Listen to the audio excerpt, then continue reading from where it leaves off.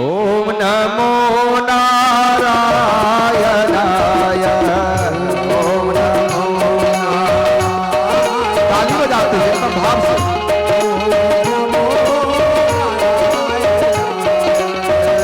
ओम नमो नारायणाय।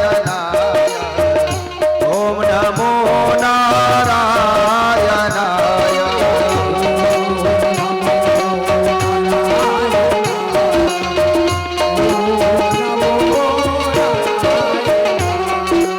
दिव्याय देवाय दिगंबराय।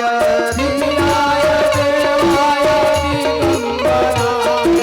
दिव्याय देवाय दिगंबराय।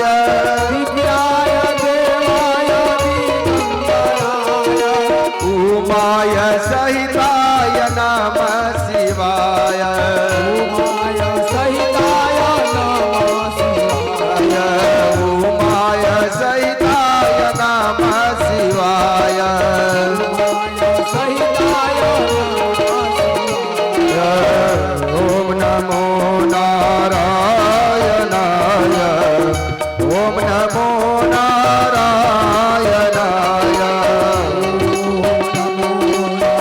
श्री राधे। मीठी मीठी तालियों के साथ।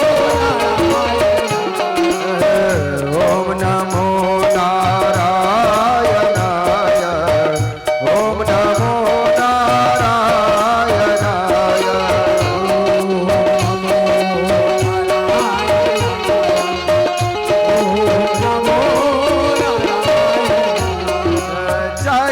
चक्रायुधाय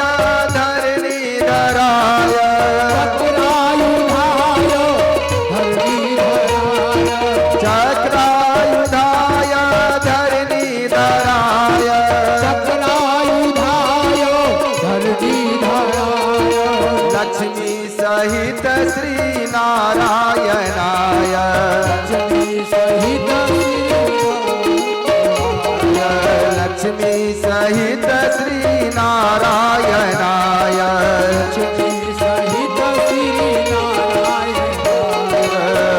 ओम नमो नारायणाय।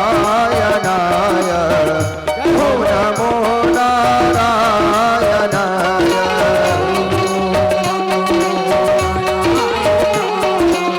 श्री राधे। ओम नमो नारायणाय। ओम नमो नारायणाय।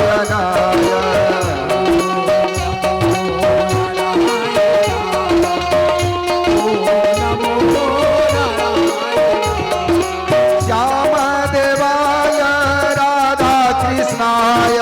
श्याम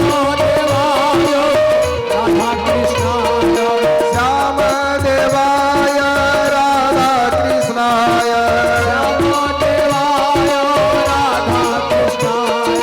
गोपी सहित श्री सर्वेश्वराय। गोपी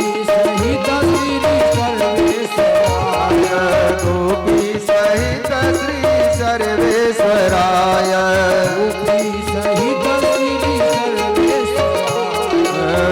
ओम नमो नारायणाय। ओम नमो नारायणाय।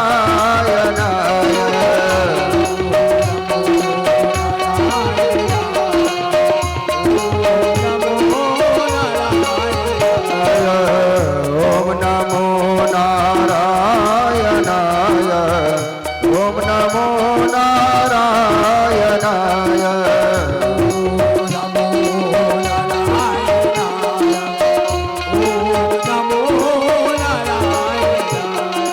परमेश्वरं श्री पुरुषोत्तमाय।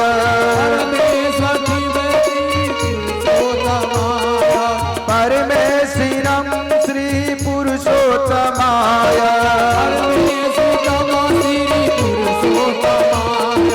सीता सहित श्री रघुनंदनाय।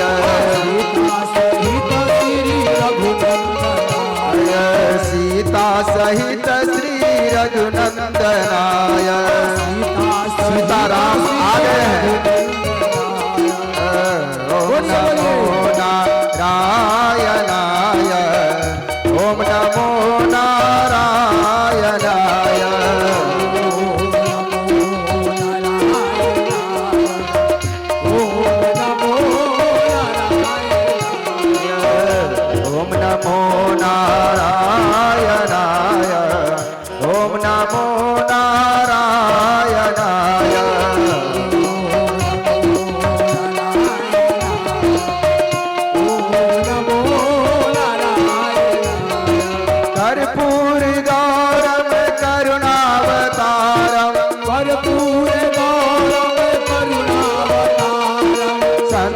संसार सारम भुजगेंद्र हारम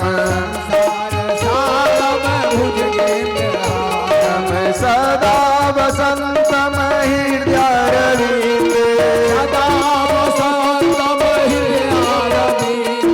भवं भवानी सहितं नमामि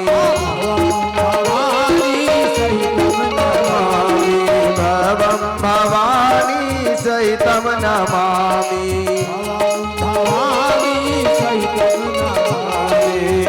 ओम नमो नारायणाय ओम नमो नारायणाय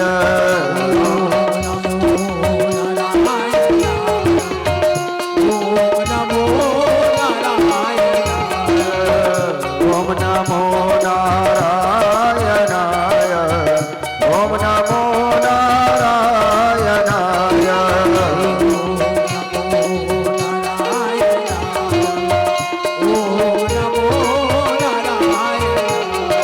गोपाल गोकुल श्री वल्लभाय गोपाल गोकुल श्री वल्लभाय गोपाल गोकुल श्री वल्लभाय गोपाल गोकुल श्री वल्लभाय गोवर्धनो नारण वंदिताय गोवर्धनो नारण वंदिताय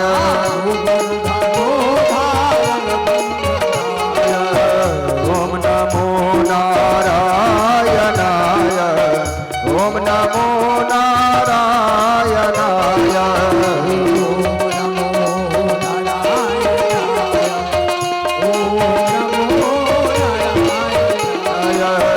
ओम नमो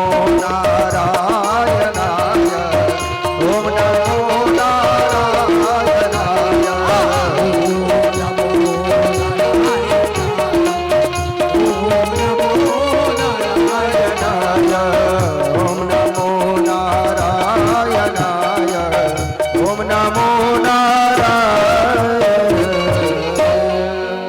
प्रेम से बोली वृंदावन बिहारी लाल की जय। उवाच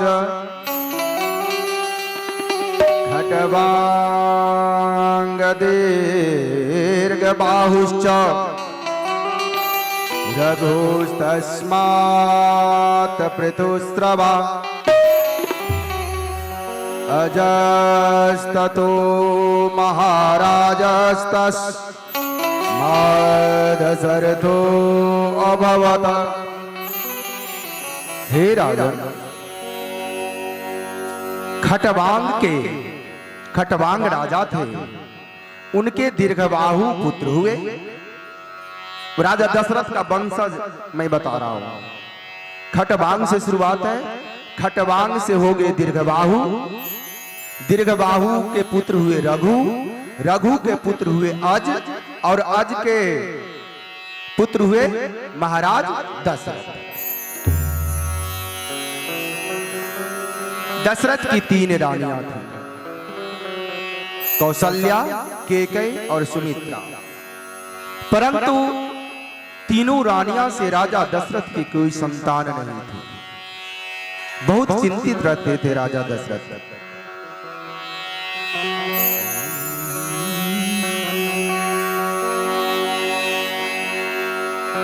एक बार अपने गुरुदेव से कहते हैं, देखिए बहुत सुंदर सा चौपाई मानस में बाबा तुलसीदास जी लिखते हैं, कहते हैं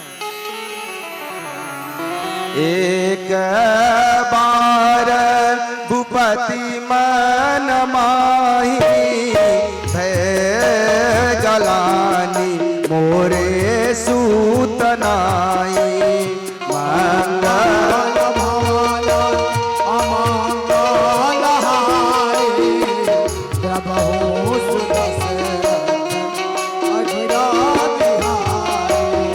एक बार भूपति मन माही भय गलानी मोरे सुतनाही। उनके मन में आया गलानी हो रही है, आत्मग्लानी हो रही है, जो कैसा मेरा दुर्भाग्य है, जो मेरे घर किसी चीज की कमी नहीं है, लेकिन एक भी संतान मेरे घर नहीं है। तब राजा दशरथ गुरु गृह गया तुरत माही पाला, चरण लागी करि विनय विशाला। मंगल भवन अमंगल हानि, द्रवहु सुदर्शन अजिरा बिहारी। निज दुख सुख सब गुरहि सुनायो, कही वशिष्ठ बहु विधि समझायो। मंगल भवन अमंगल हानि, द्रवहु सुदर्शन अजिरा बिहारी। अपनी सारी बात मन की व्यथा गुरु वशिष्ठ को सुना रहे हैं। हे गुरुवर, मेरे घर एक भी संतान नहीं है, कोई उपाय बताएं। गुरु वशिष्ठ कहते हैं धर उदीर होई है सूत चारी, त्रिभुवन विदित भगत भयहारी। मंगल भवन अमंगल हानि, द्रवहु सुदर्शन अजिरा बिहारी। श्रृंगहिरि सही विशिष्ट बुलावा, श्रृंगहिरि सही वशिष्ठ बुलावा। पुत्र काम शुभ यज्ञ करावा। मंगल भवन अमंगल हानि, द्रवहु सुदर्शन अजिरा बिहारी। वशिष्ठ जी श्रृंगी ऋषि को बुलाते हैं और पुत्र प्राप्ति के लिए पुत्रेष्टि यज्ञ का आयोजन हो रहा है। कहा? अयोध्या में।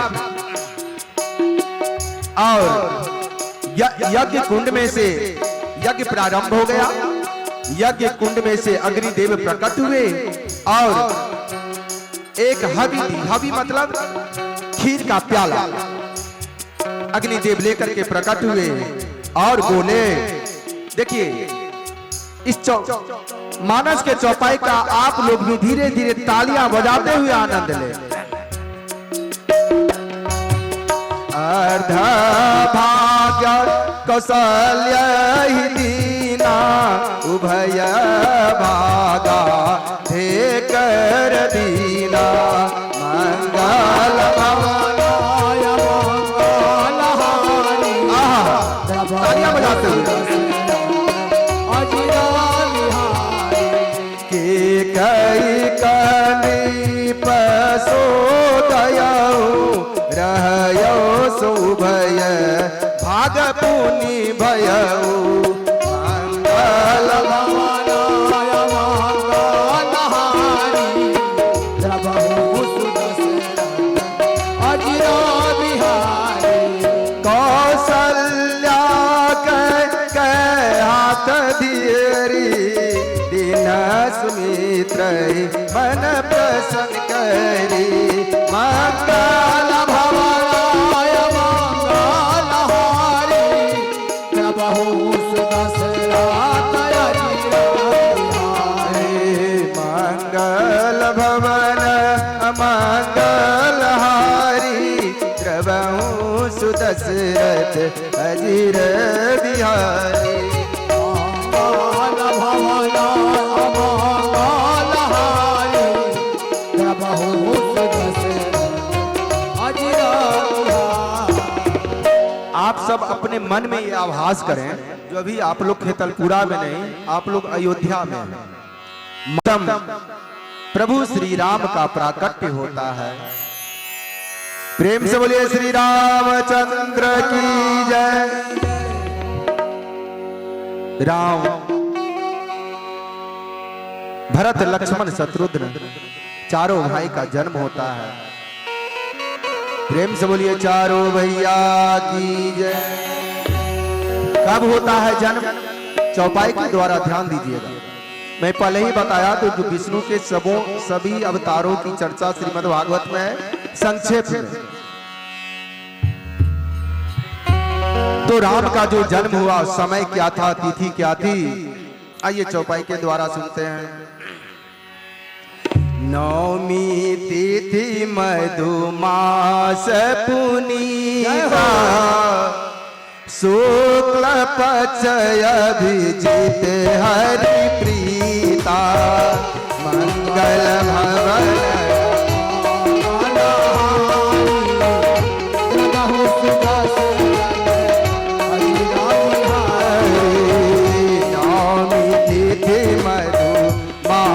पुनीता शुक्ल पक्ष अभिजित हरि प्रीता मंगल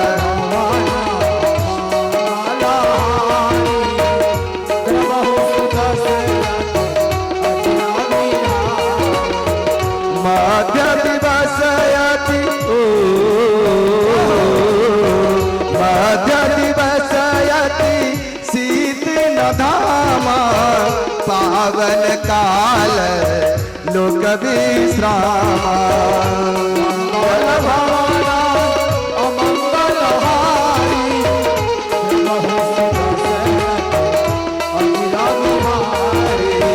मंगल भवन मंगल हारी द्रवहु सुदशरथ अजीर बिहारी मंगल भवना अमंगल हारी प्रभु दशरथ हे प्रधेनु सुर संतहित लीन मनुज अवतार। बालकांड का दोहा है। बेप्रधेनु सुर संतहित अरे लीन मनुज अवतार निज इच्छा निर्मित तनु माया गुण गोपार। प्रेम से बोलिए श्री रामचंद्र की जय। भय प्रगट कृपाला दीन दयाला कौशल्या हितकारी। भय प्रगट ताली बजाते हो भैया उधर भी इधर इधर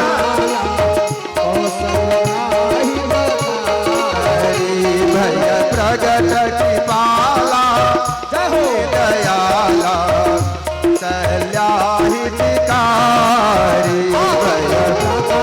प्रकट हो गए चतुर्भुज राज रूप हर्षित महतारी मुनि मनहारी अद्भुत रूप विचारी। मुनि मनहारी अद्भुत रूप लोचन अभिरामा तनुगन श्यामा निज आयुध भुज चारी। लोचन अभिरामा भुज चारी चार भुजा भुज चारी। लोचन अभिरामा तनुगन श्यामा निज आयुध भुज चारी। लोचन अभिरामा तनुगन श्यामा भुज चारी। भूषण बनमाला जगतिशाला शोभा सिंधु करारी। नयन विशाला आयुध भुज चारी। लोचन अभिरामा तनुगन श्यामा निज आयुध भुज चारी। भगवान चार भुजा लेकर के एक हाथ में शंख गदा सब लेकर के प्रकट हो गए। फिर माता के कहने पर बाल रूप धारण करते हैं। उधर कुल गुरु वशिष्ठ आते हैं और राजा दशरथ अपने कुल गुरु को प्रणाम करके कहते हैं, हे गुरुदेव आप मेरे इन चारों पुत्रों का नामकरण कर दें। कुल गुरु कहते हैं,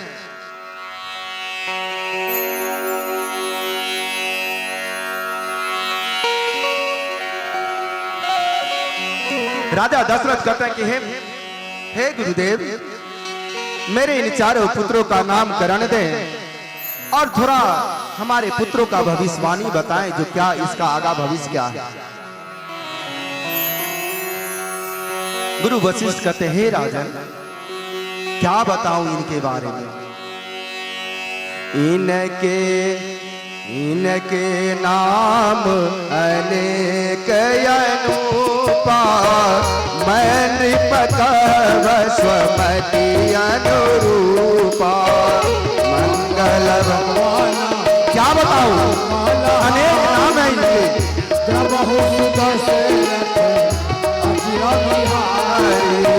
जो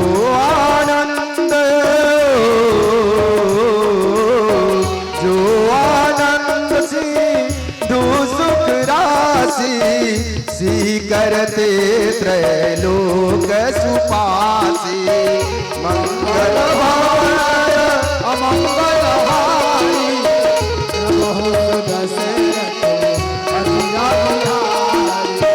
जो सुख धाम राम नस। देखिए अब नामकरण हो रहा है, पहला नाम और उनका गुण क्या होगा, सबों को सुख देने वाला। तुलसीदास जी चौपाई के माध्यम से कहते हैं, जो सुख धाम राम असनामा, अखिल लोक दायक विश्रामा। मंगल भाय अमंगल हारी,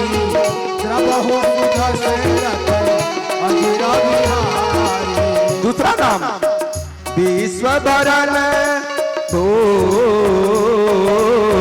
विश्व भरण पोषण कर जोई, ताकर नाम भरत असहोई।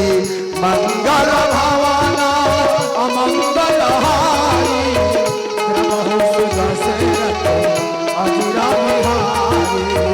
जाके सुमिरन तेरी पुनासा, नाम शत्रुघ्न वेद प्रकाशा।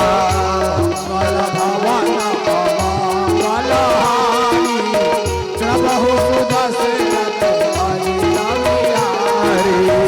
जाके सुमिरन तेरी पुनासा, नाम शत्रुघ्न वेद प्रकाशा।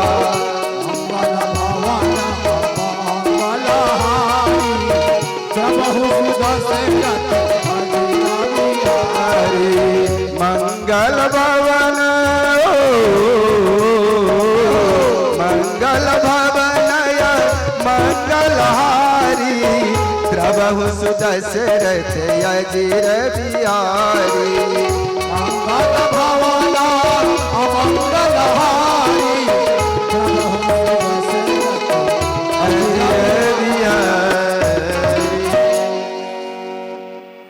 गुरु वशिष्ठ जी द्वारा चारों भाइयों का नामकरण हो गया। अब चारों भाई धीरे धीरे बड़े होते जा रहे हैं।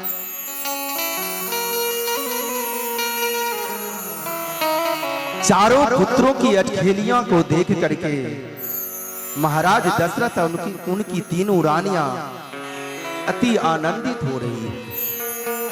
भगवान घुटनों के बल चलना सीख रहे हैं। देहली पकड़ के, दीवाल पकड़ के, आंगन के खंभे को पकड़ करके खड़ा होना चाहते हैं। चलने की कोशिश कर रहे हैं। उस क्रम में कभी गिरते हैं, कभी उठते हैं, शरीर में मिट्टी लग जाती है।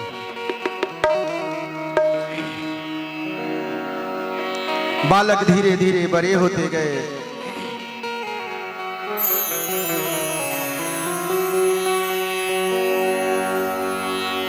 विश्वामित्र जी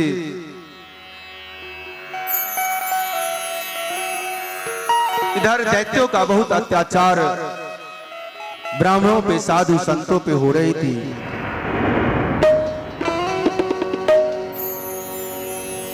यज्ञ हवन नहीं होने देता था। दैत्यों से त्रस्त होकर के विश्वामित्र जी राजा दशरथ के पास राम और लक्ष्मण को मांगने के लिए आते हैं। हे राजन, आप यह राम और लक्ष्मण मुझे दे दो। दशरथ, राजा दशरथ को तो लगा, ऐसा लगा जो मानो काटो तो खून नहीं। बोलता, हे गुरुवर, आपको मांगना था तो मेरे प्राण मांग लेते,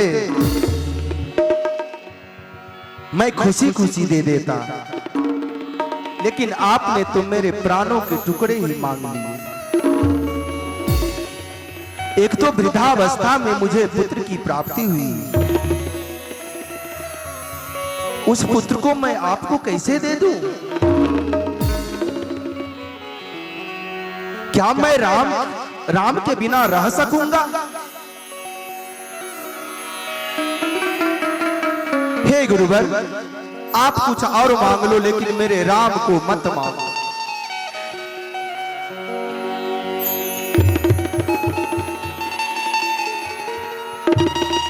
खूनी को कौन टाल सकता है?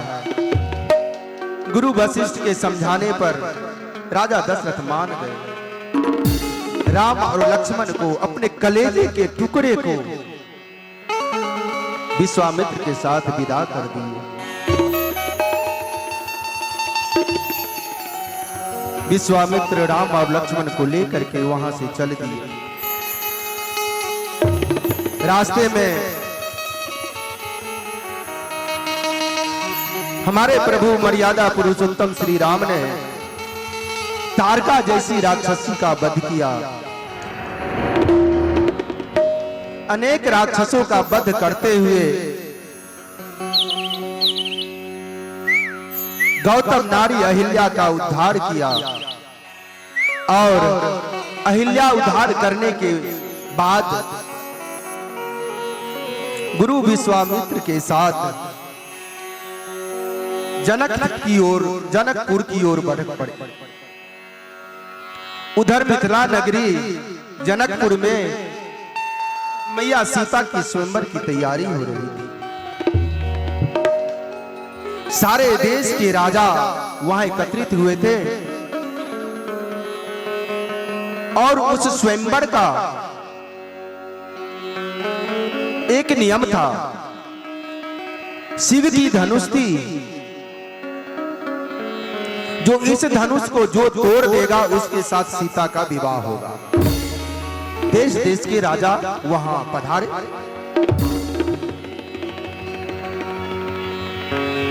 देखिए, वह धनुष इतना बड़ा था, इतना भारी था, जो 8 चक्के वाले संदूक पे उसको रखा गया था। और रामचरितमानस में लिखा है, जो कम से कम हजारों सैनिक उस धनुष जिस बक्से पे रखा था, 8-10 पहिए वाले बक्से पे, तो हजारों सैनिक ठेल करके उस धनुष को स्वयंवर के पास लाए थे, जहां स्वयंवर हुआ। इतना वजन था उस धनुष में। तुलसी रामायण में लिखा हुआ है। और उस धनुष को हमारी सीता मैया, घर में जो कुल देवता होते हैं ना, तो आजकल तो टाइल्स मार्बल पक्का का जमाना के, पहले तो मिट्टी के ही रहते थे, तो डेली नीपा जाता था। तो हमारी मैया सीता मैया उस धनुष को एक हाथ से उठा करके लीपती थी, फिर रखती। जिस धनुष को सैकड़ों सैनिक उठा करके घसीट करके लाए यज्ञशाला में। विश्वामित्र के साथ राम और लक्ष्मण भी उस यज्ञशाला में पहुंचे। जनक को सूचना दी गई। जनक जी आए और बड़ा ही आदर पूर्वक वशिष्ठ मुनि के साथ राम लक्ष्मण को सत्कार पूर्वक महल में ले गए। उनके विश्राम की व्यवस्था की गई, भोजन हुआ, रात्रि विश्राम के लिए सुबह हमारे राम और लक्ष्मण दोनों भाई अपने गुरु वशिष्ठ के लिए पूजा के लिए फूल लाने के लिए जब फूल लाने के लिए जा रहे थे तो हमारे लक्ष्मण भैया अपने भैया राम से कहते हैं, जो हे भ्राताश्री, अगर गुरु की आज्ञा हो तो हमें मिथिला नगरी घूमने का इच्छा होता। गुरु से आज्ञा ली गई। पहले के शिष्य बहुत आज्ञाकारी होते थे। अगर चाहते तो मान लिए पुष्प वाटिका में फूल तोड़ने जाते थे तो उधर से ही घूम लेते, लेकिन नहीं, गुरु महाराज बोले जो फूल पुष्प लाने के लिए तो हम पुष्प लेके ही आएंगे। और मिथिला नगरी घूमने की इच्छा हुई तो गुरु की आज्ञा के बिना कैसे घूमेंगे।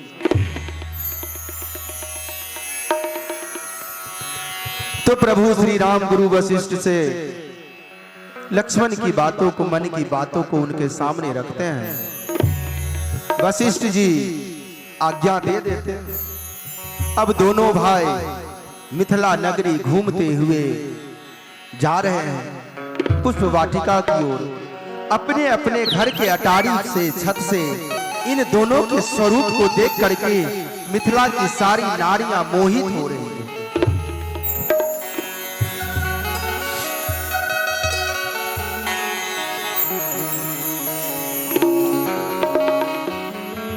स्वयंवर की इधर स्वयंवर की तैयारी भी हो रही है।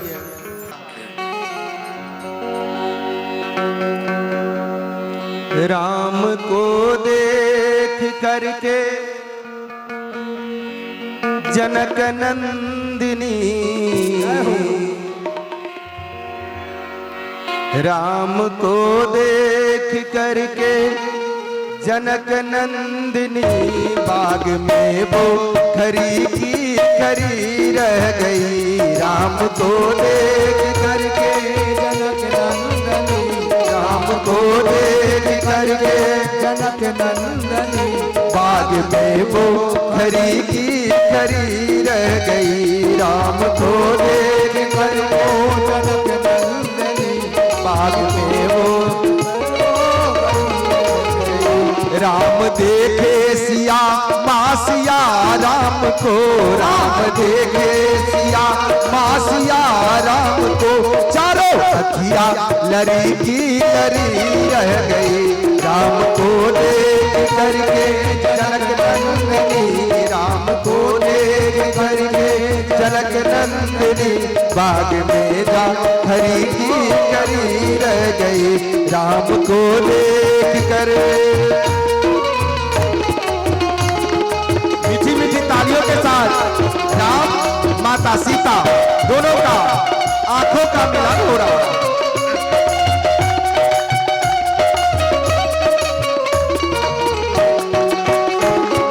तालियां बजाते हुए उधर मंदिर पे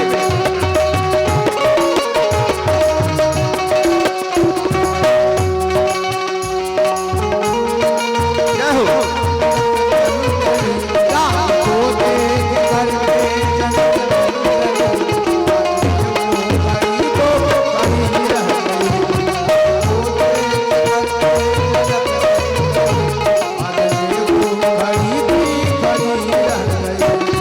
जनकपुर गए देखने के लिए, सारी सखियों जरोगे से झांकन लगी। जनकपुर गए देखने के लिए, सारी सखियां जरोगे से झांकन लगी। देखते ही नजर, देखते ही नजर मिल गई प्रेम की। माता सीता और प्रभु श्री राम के प्रेम का दोनों की नजर मिलती है। देखते ही नजर मिल गई प्रेम की, जो जहाँ थी खरी की खरी रह गई, जो जहाँ थी खरी की खरी रह गई। राम को देख करके जनक नंदनी, राम को देख करके जनक नंदनी, बाग में वो खरी की खरी रह गई, राम को देख करे।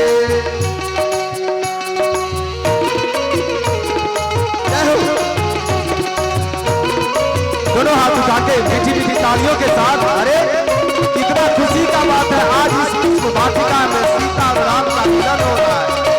उधर मैया मंदिर पे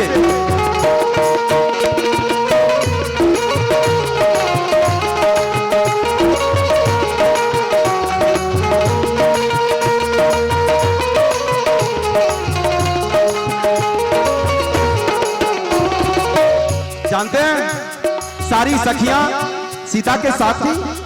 जब राम को देखती है तो एक सखी बोलती है, क्या बोलती है? बोली एक सखी राम को देख कर रच गई है विधाता ने जोड़ी सुधर। बोली एक सखी राम को देख कर रच गई है विधाता ने जोड़ी सुधर। फिर धनुष कैसे तोड़ेंगे बारे कुंवर। अरे इतना कोमल बच्चा ये आया है स्वयंवर में धनुष तोड़ने के लिए। अरे बड़े बड़े महाराजा आए हुए हैं, अरे ये बच्चा कैसे धनुष तोड़ पाएगा?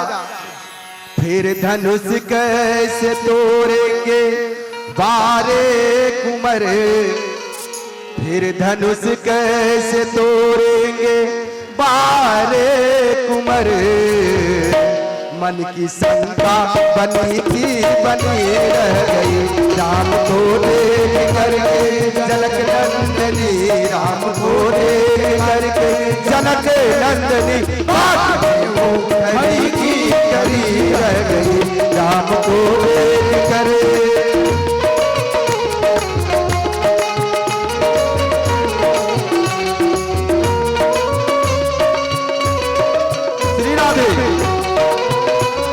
बोल सियावर रामचंद्र की। मंदिर से हाथ में ताली नहीं बज रहा है मंदिर पे।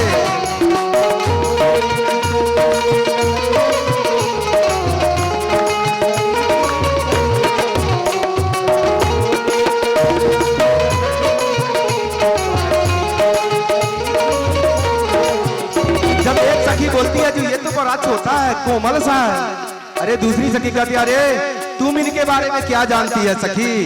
जानती हो इसने क्या क्या किया है? नहीं बता, तुझे पता है क्या? बोली हाँ मुझे पता है। क्या? बोल।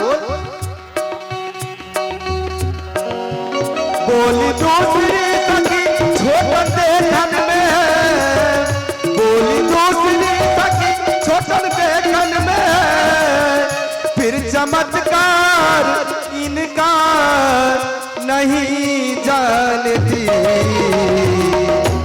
हे सखी दिखने में छोटा है लेकिन तुम इसका चमत्कार नहीं जानती हो कि इसने क्या क्या कर दिया है यहाँ आने तक।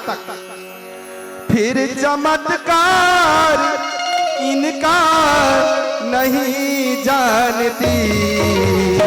अच्छा क्या किया है बता? एक ही बाण में, एक ही बाण में तारिका राक्षसी, एक ही बाण में तारिका राक्षसी, उठ सकी ना परी की परी रह गई। एक ही बाण में तारिका राक्षसी, एक ही बाण में तारिका राक्षसी, उठ सकी ना परी की परी रह गई। राम को देख करके जनक नंदनी, राम को देख करके जनक नंदनी, बाग में जा खरी को खरी रह गई, राम को देख कर।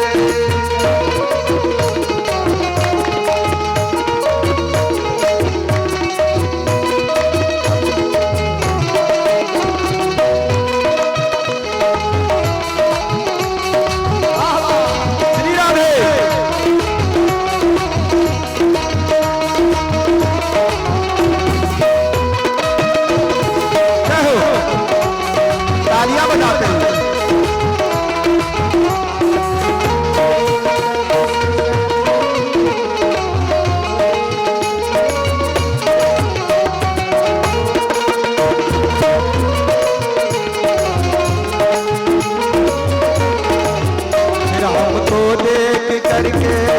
नंदिनी राम को देख करके जनक नंदनी बाग में जा खरी की करी रह गई। राम को देख करके जनक नंदन राम को देख करके जनक नंदन बाग में करी की करी रह गई। राम देखे सिया मासिया राम को, राम देखे सिया मासिया राम को, चारों पतिया नरी की नरी रह गई। राम को देख करके जनक नंदनी राम को देख करके जनक नंदनी बाग में जा करी की करी रह गई। बाग में जा करी की करी रह गई। बाग में जा करी प्रेम से बोलिए सियावर रामचंद्र की जय। अब आप लोग अयोध्या से पहुंच गए हैं कहां? मिथिला। बोलो मिथिला नगरी की जय। मिथिला नगरी भी बहुत पावन नगरी है। स्वयंवर की तैयारी हो रही है। गुरु विश्वामित्र राम और लक्ष्मण को लेकर के यज्ञशाला में पहुंचते हैं जहां स्वयंवर होने वाली थी। एक से एक दिग्गज महारथी बलवान राजा वहां उपस्थित थे। स्वयंवर प्रारंभ हुआ। बारी बारी से राजा आते धनुष को उठाने का प्रयास करते। धनुष उठना तो दूर हिल भी नहीं सका। ऐसे करते करते एक के बाद एक सारे राजाओं ने प्रयास कर लिया लेकिन हिला तक नहीं।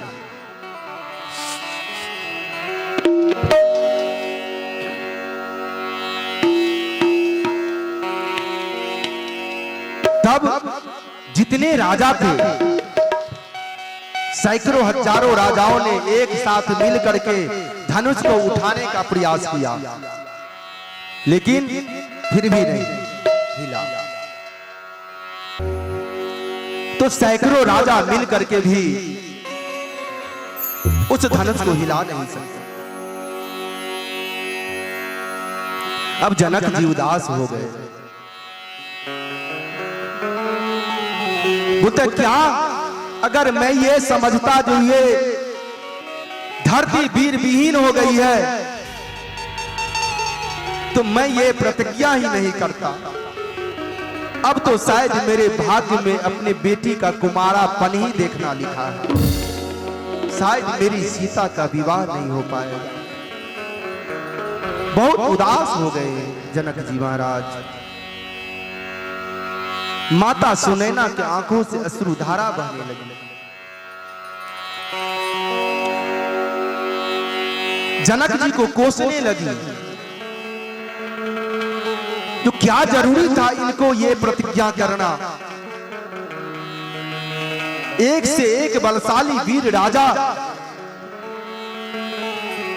स्वयंवर में पहुंचे हुए हैं।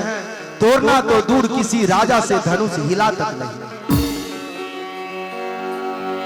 बहुत चिंतित हो रहे हैं दोनों।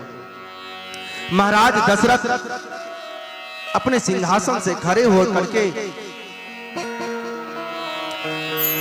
सभी राजाओं से कह रहे हैं जो क्या किसी में इतनी हिम्मत नहीं, किसी में इतना बल नहीं, क्या मैं ये समझूं जो ये धरती वीर विहीन हो गई है।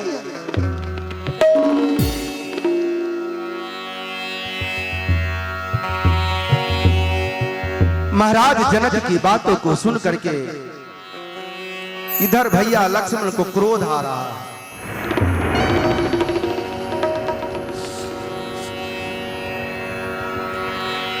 गुरु विश्वामित्र के आदेश से राम जी उठे,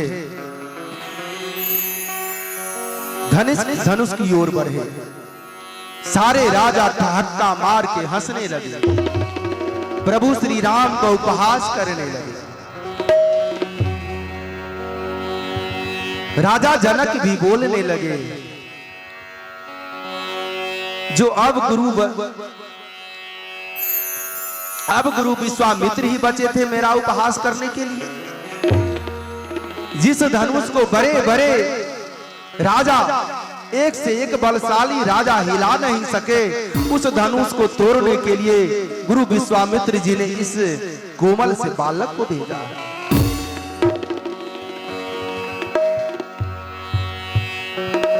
उधर मैया सुनैना भी रो रही है, कह रही है जो अब हम समूह का उपहास ही होना है। ये छोटा सा बालक, ये कोमल सा बालक कैसे इस धनुष को तोड़ पाएगा।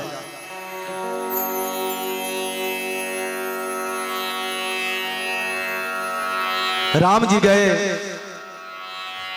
सभी विशिष्ट सभासदों को प्रणाम किया, अपने गुरु जी को प्रणाम किया, जनक जी को प्रणाम किया और धनुष को प्रणाम करके एक ही झटके में धनुष को उठा दिए। जब धनुष उठा तो बादल गरजने लगे,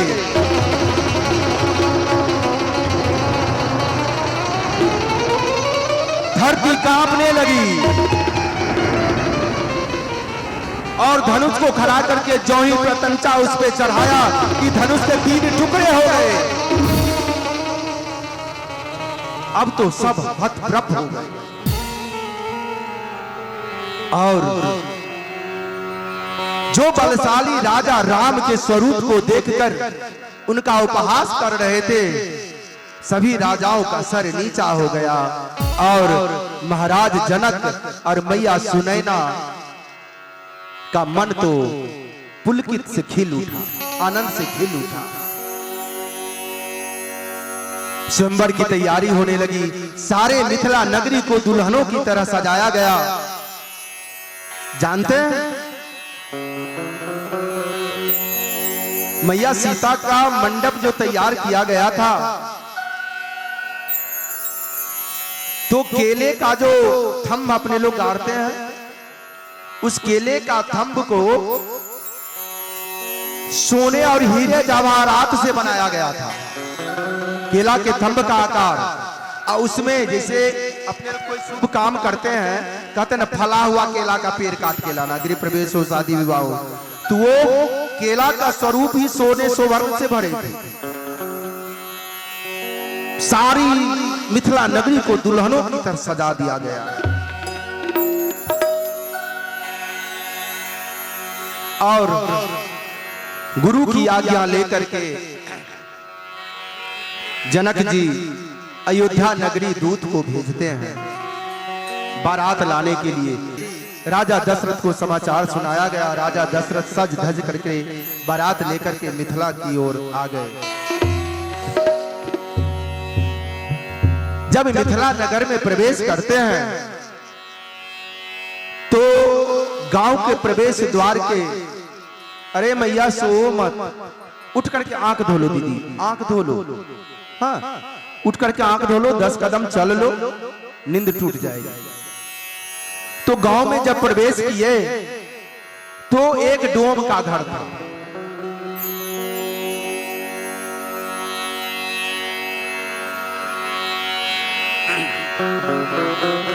बच्चे लोग शांति बना के रखे। एक डोम का घर था, तो राजा दशरथ को लगा जो शायद यहीं जलमासा है, यहीं रुका जाए। बारात को लेकर राजा दशरथ वहां रोके तो डोम बोलता है, अरे महाराज आप कहां से आए हैं? बोले अरे हम अयोध्या से आए हैं, जनक जी के यहाँ जाना है, जलमासा यही है ना। बोले ए महाराज यहाँ जलमासा नहीं है, तो आप कौन हो? हे महाराज हम तो मिथिला के डोम छिए, डोम। अरे तुम डोम हो? और ये मनी माणिक्यों का ढेर पड़ा हुआ है तुम्हारे यहाँ। तो वो डोम बोलता है महाराज हमर जनक महाराज जय थाली में एक बेर खाई छथिन न, मतलब हमारे जनक महाराज जिस मनी माणिक से बने हुए थाली में एक बार खाते हैं उसमें दोबारा नहीं खाते। तो हे महाराज, ये मणिक मानिकों का जो आप ढेर देख रहे हैं, यह महाराज जनक जी का जूठन थाली, और हम ई नगर के डोम छिए तो हम वो सब उठा कर लो छी। अरे ये डोम का घर है, इतना पवित्र। मुझे तो लगा जो हम सबों के ठहरने की यही जगह है, यही जलमासा है। तो नहीं सरकारी जलमासा नहीं छे, जनक के दरबार का आगा छे। समझ रहे हैं ना, समझ रहे हैं? हाँ। तो जनक जी महाराज बरातियों को लेकर के आगे बढ़े। बरियातियों की स्वागत के लिए भव्य आयोजन किया गया था।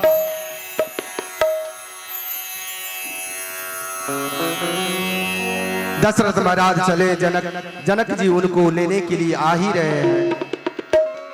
लेकर के जलमासे पे ठहराया गया।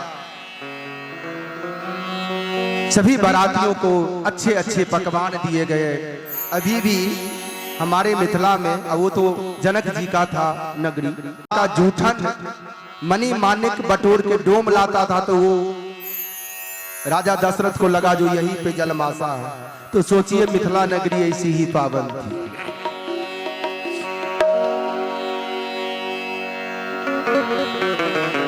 स्वयंवर हुआ, भोजन के बाद सबको ले जाया गया। स्वयंवर प्रारंभ हुआ। रामचंद्र जी का सीता के साथ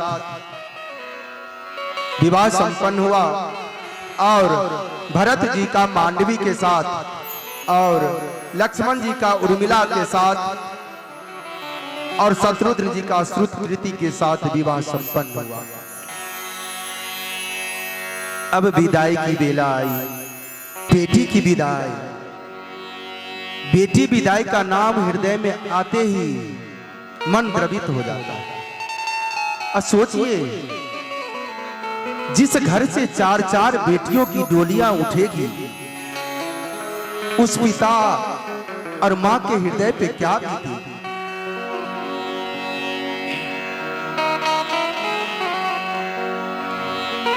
माता सीता सहित चारों बहनों का विदाई हो रहा है। सारे नगरवासियों का रो रो के बुरा हाल है।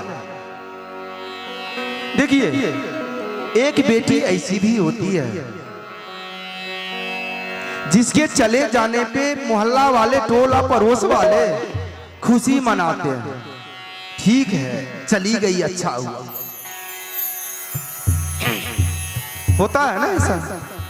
एक बेटी ऐसी होती है जिसके विदाई पे उसके माता पिता, चाचा चाची, क्या टोले पड़ोस वाले का भी आत्मा द्रवित हो जाती है। आहा, देखो कितनी अच्छी थी, आज चली गई। उसी तरह से चारों बहनों सहित माता सीता का विदाई हो रहा है। सारे नगर वासियों का रो रो कर बुरा हाल है। माता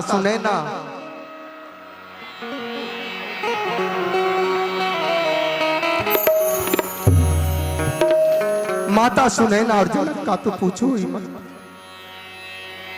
क्या हाल हो गया। जानते हैं, कहार डोली उड़ी करके दरवाजे पे आ जाता।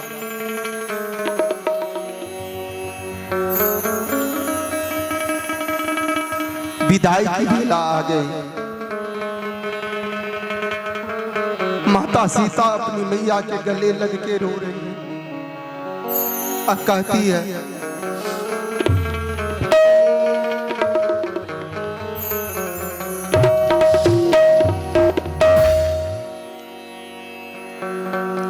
मैं गुरिया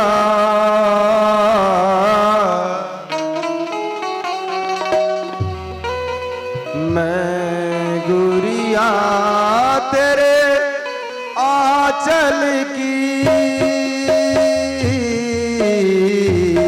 मैं गुरिया तेरे आंगन की, मैं गुरिया बैठ के जाऊंगी डोली, बैठ के जाऊंगी डोली साजन की,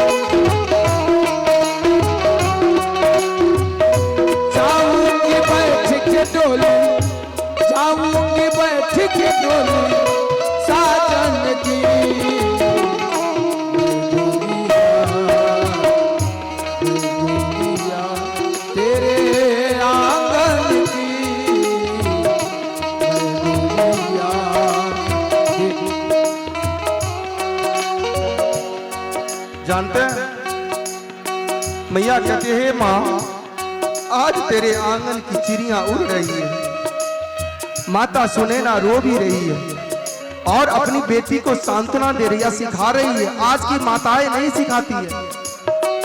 माता सुनैना कहती है हे बेटी ससुराल तो जा रही है लेकिन मेरी एक बातों को सदैव याद रखना। हाँ माँ बोल, क्या बोलना चाहती है?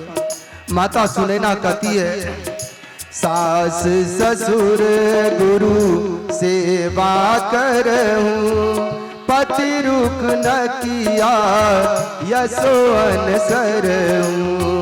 सास ससुर गुरु, हे बेटी जा रही है, सास ससुर गुरु और पति की सदैव सेवा करना, उनकी किसी बातों का पलट करके जवाब नहीं देना। मैं गुड़िया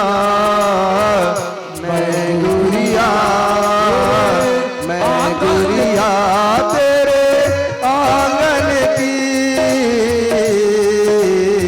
मैं गुड़िया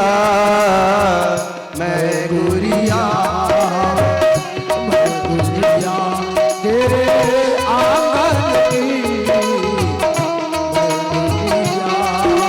रो रही है।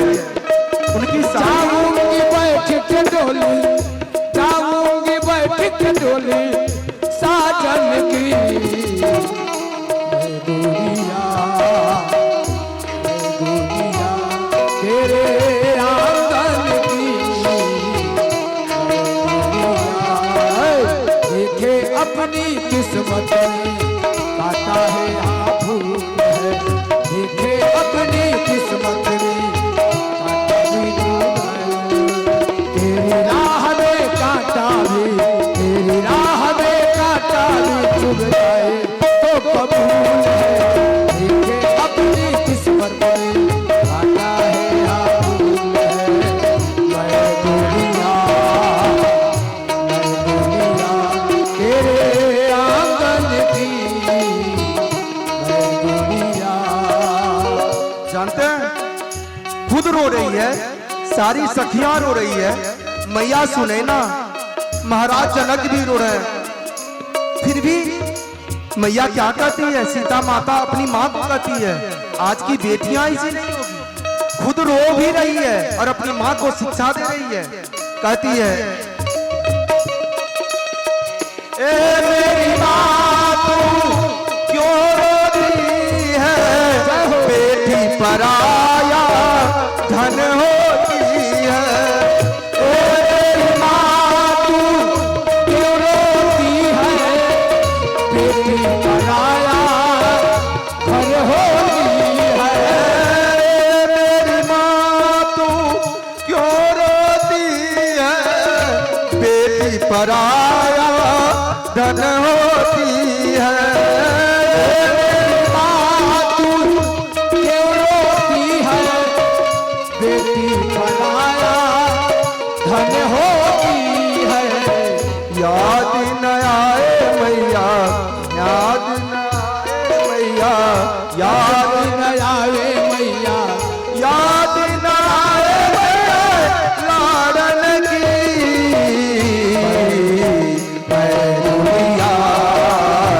मैं गुड़िया तेरे आंगन की,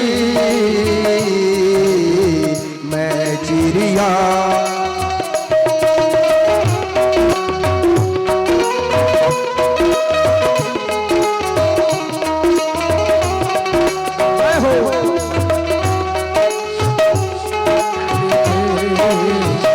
बाबू का घर छोड़ दे, बिटिया के घर चली। ये कैसी घड़ी आई है, जीवन आई है।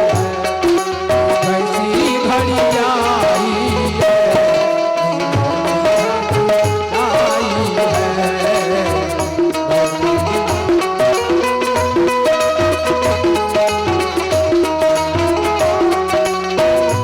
जानते हैं जब बेटी की डोली जल्दी जाती है, माँ बाप के बाद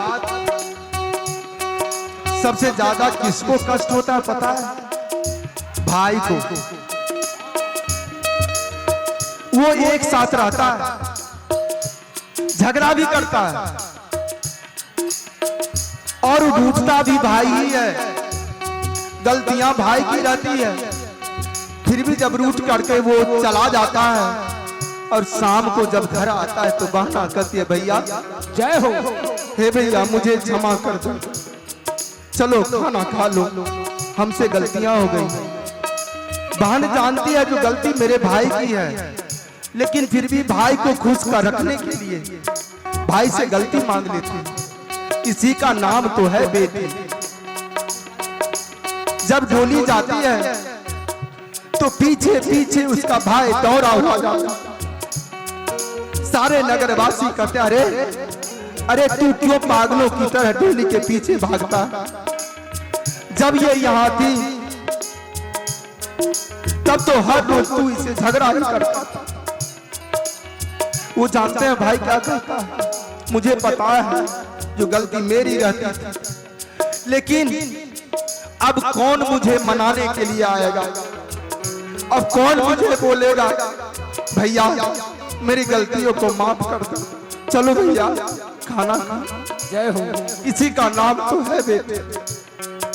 बाबुल तेरी बगियों की कुछ दिन का ठिकाना है,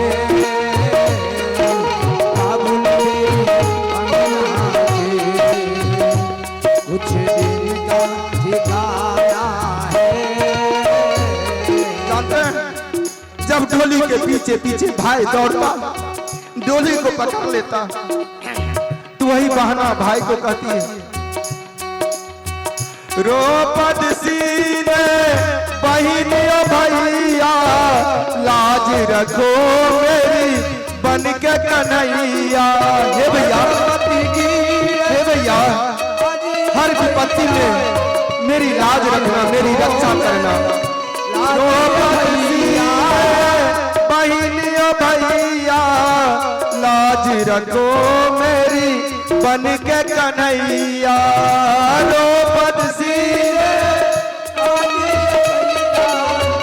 लाज रखो मेरी बन के कन्हैया।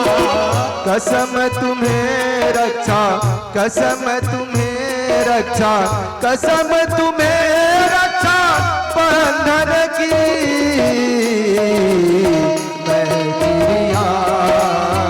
मैं चिड़िया तेरे आंगन की, मैं गुड़िया।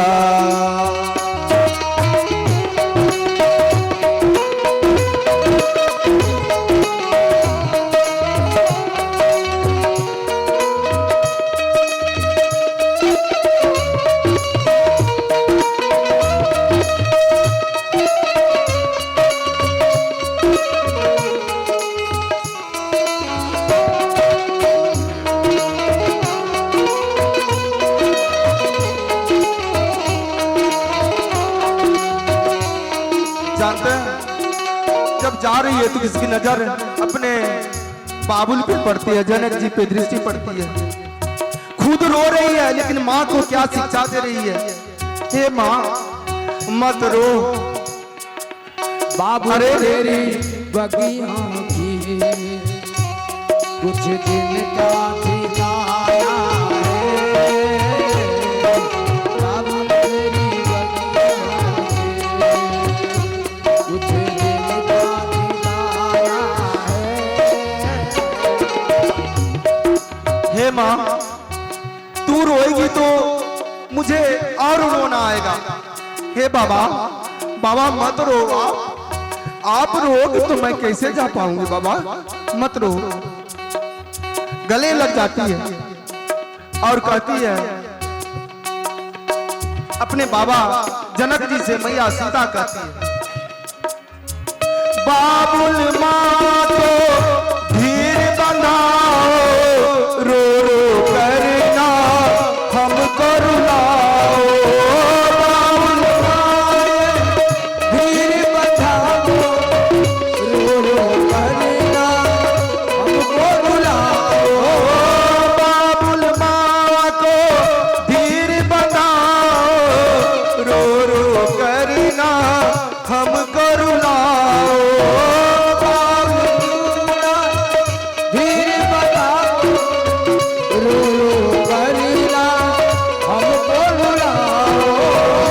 कसम तुम्हें कसम तुम्हें कसम तुम्हें आंसुअन की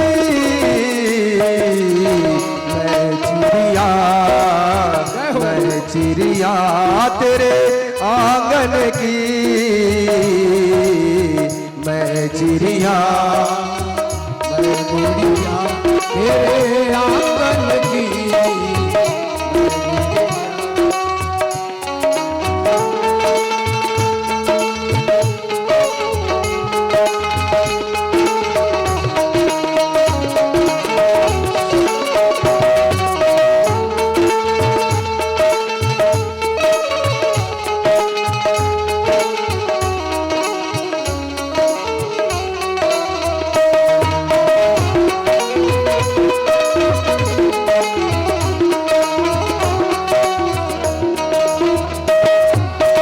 जानते हैं जब बेटी की विदाई होती है माँ तो रोती ही है, लेकिन सबसे ज्यादा कष्ट किसे होता है पता है आप सबों को?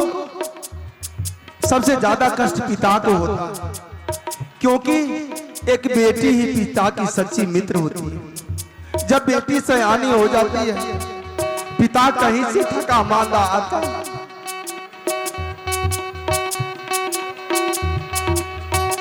बेटी ही कहती है बाबा पानी लाओ क्या? अरे बाबा बाबूजी हाथ पैर धो लो मैं खाना लगाती हूं। एक बहुत सच्ची मित्र बन जाती है बेटी। अक्सर हाँ देखा गया है जब बेटी सयानी होती है तो पिता अगर कमा करके आता है तो बेटी के हाथ में ही पैसा देता है, ले बेटी रख।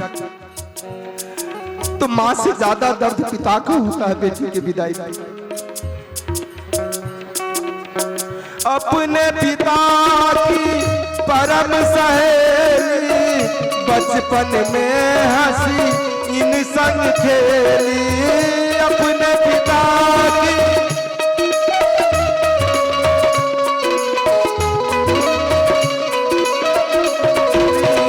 अपने पिता की परम सहेली बचपन में हंसी इन संग खेली।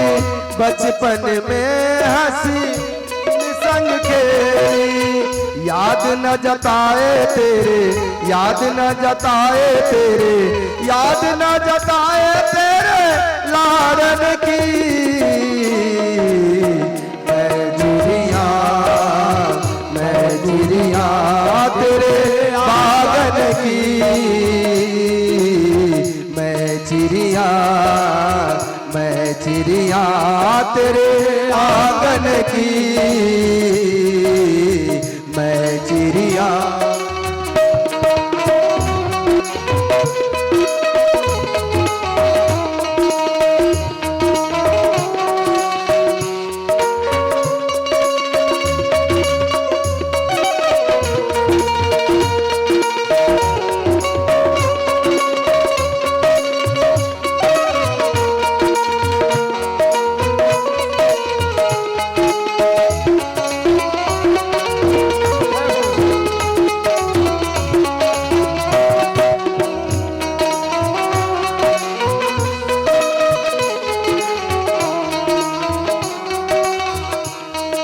जानते हैं जब कहार डोली लेकर के निकल जाता है, जब महल से कुछ दूर जाता है, राजा जनक दौड़े दौड़े जाते हैं।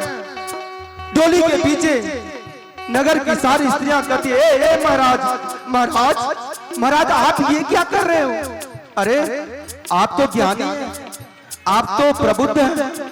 अगर आप ही ऐसा करेंगे तो सारी प्रजाओं का क्या हाल होगा? कि मैया सीता थी ऐसी, जो मैया सीता के लिए सारे प्रजा रो रहे हैं। ए महाराज महाराज महाराज पागलों की भांति आप मत करो। सारे नगरवासी राजा जनक को पकड़ के ले जाते हैं, आंगन में चारपाई डाल के बिठा देते हैं। राजा जनक कहते हैं अपनी बेटियों से झूठो तेरो प्यार ओ बिटिया झूठो तेरो प्यार। छोड़ अकेला, छोड़ अकेला जाती है मुझको। अरे ये कैसा व्यवहार बिटिया, झूठो तेरो प्यार, झूठो तेरो प्यार बिटिया, झूठो तेरो प्यार। हे बेटी, तुम मुझे छोड़ के जा रही है, क्या यही तुम्हारा प्यार था कि जब मैं दरबार आती थी महल में जब मैं दरबार आता था, महल में आता था, बाबा बाबा करके दौड़ती हुई आती थी। आज तू मुझे अकेला छोड़ करके जा रही है। बहुत विह्वल हो रहे हैं राजा जनक, माता सुनैना और नगर की सारी सखियां। अब रघुनंदन के साथ डोली जब जाने लगी तो माता सीता की सारी सहेलियां आकर के हमारे रघुनंदन को घेर लेती और कहार जो डोली उठाए हुए था, सारी सखियां डोली को पकड़ करके झूल जाती है, कहार बैठ जाता है और रघुनंदन जी को घेर लेती है।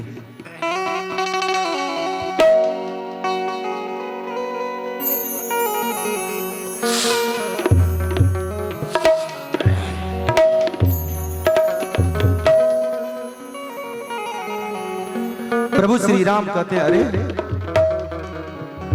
आप लोग हटो तो सही, हमें जाने दो।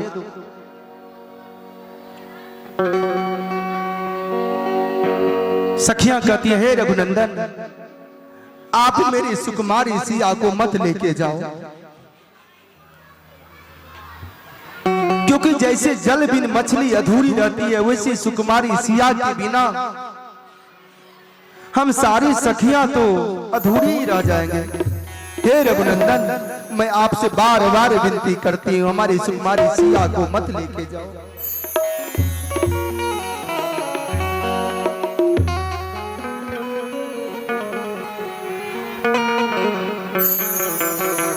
अगर सभी लोग सुनेंगे, अगर कथा में आनंद आ रहा है तो हमारे पिता तुल्य इधर बैठे माता बेटियां, तो एक बार अगर आनंद आ